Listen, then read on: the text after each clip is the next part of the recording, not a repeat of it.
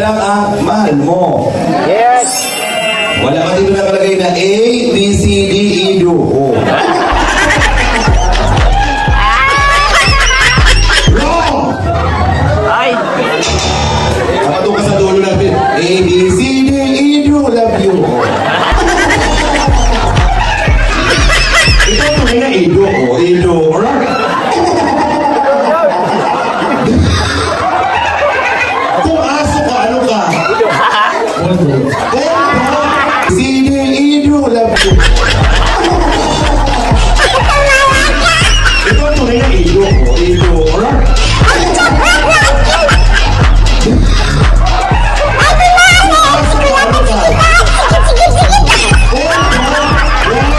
So ayan po no mga kalingap sa birthday celebration ni Grace. Syempre nandoon lahat ng K-Boys, si Kalingap Edo ay nandoon. Kalingap Angels, no, nandoon po sila lahat at sobrang nakakatuwa yung pag-games doon, no. Nakakatuwa itong si yung host na si Sir Alvin, no. Grabe, sobrang nakakatuwa at ayun nga, napagtripan niya itong si Beyonce dyan. At si Kalingap Edo, sobrang kinilig din po siya, no, mga kalingap. At nakakatuwa, no, na yung kanilang samahan talaga dyan, kapag may mga ganyang okasyon, ay talagang sama-sama sila, masaya. At lahat ay pumupunta, nag-e-effort, no. Napanood naman po natin, no, mga kalingap, yung first time na pag-celebrate ni Grace na ganyan, no, maraming bisita at maraming pumunta, no, mga kalingap. Kaya syempre belated happy birthday dito kay Grace, no, mga kalingap. First time niya rin na magsuot diyan ng gown at sobrang masaya ng lahat dahil nakita natin na nakapagsuot siya ng gown dyan, no, mga kalingap. At nakita niyo si Beyonce, mga kalingap, nakasuot siya ng red na damit. Hindi ko lang bakit nagbihis siya ng damit, no?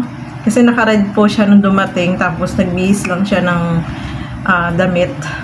Pero ang ganda niya dun sa suot niya na kulay red na damit. Bagay na bagay sa kanya, no, mga kalingap. So, sobrang masaya po yung birthday celebration na yan at syempre nandoon lahat. Naki-celebrate at yung kanilang suot na damit ay yung parang pang beach, no, Hawaiian, no, mga kalingap. Yung suot ng mga kalalakihan ng mga K-boys ay Hawaiian yung motive nila doon sa birthday party ni Grace, mga kalingap. Syempre enjoy ang lahat at syempre nag-enjoy din talaga si Kalingap Edo. May pasayaw-sayaw pa nga siya doon, no. At nakakatuwa, no, na sobrang masaya ang lahat, lalo na nung biniro-biro si Beyonce ni Sir Alvin about dito kay Kalingap Edo, no. Kaya lahat po tayo ay natuwa, nag-enjoy sa panonood. Syempre ang haba ng video na yun, mga kalingap, sobrang haba, pero talagang pinanood natin lahat, no. At ang daming nag-abang, no, yung birthday na yun ni Grace, kasi yun yung kauna-unahang birthday niya na nakasuot siya ng gown, no, diba? So sobrang masaya siya doon, mga kalingap, si Grace. Marami din yung nagbigay sa kanya ng blessing, no? Maraming regalo siya natanggap at sobrang masaya siya, no? Kasi nakikita natin kay Grace, ano siya, yung iyakin, sobrang iyakin niya talaga, no? Masyado siyang emotional. Yung ganun daw na klase ng tao yung mapagmahal, sabi nila, no, mga kalingap. So ganun ang ni Grace. At ang nakakatuwa dyan, doon sa sinabi ni Kalingap Rob na kahit alam nila na hindi nila talaga tunay na kapatid si Grace, hindi nila itinuring na iba. Ang turing nila talaga dito kay Grace ay tunay na anak, tunay na kapatid, no, mga kalingap. Kaya lalong napahugul-hul doon ng iyak si Grace. Nakakatuwa, no, mga kalingap. Kasi yung itinuring nilang talagang tunay na kapatid itong si Grace. At nakikita naman po natin yan.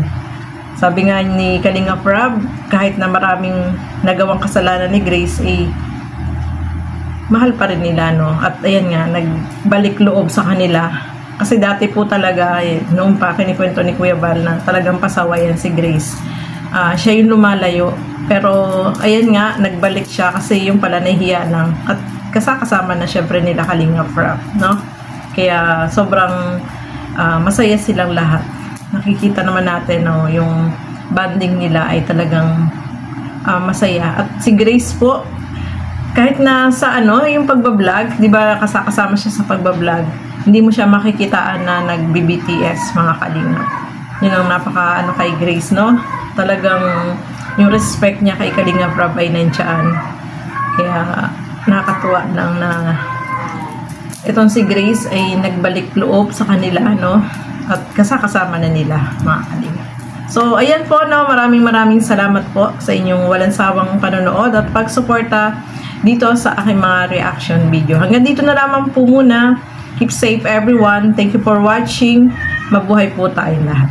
Bye-bye!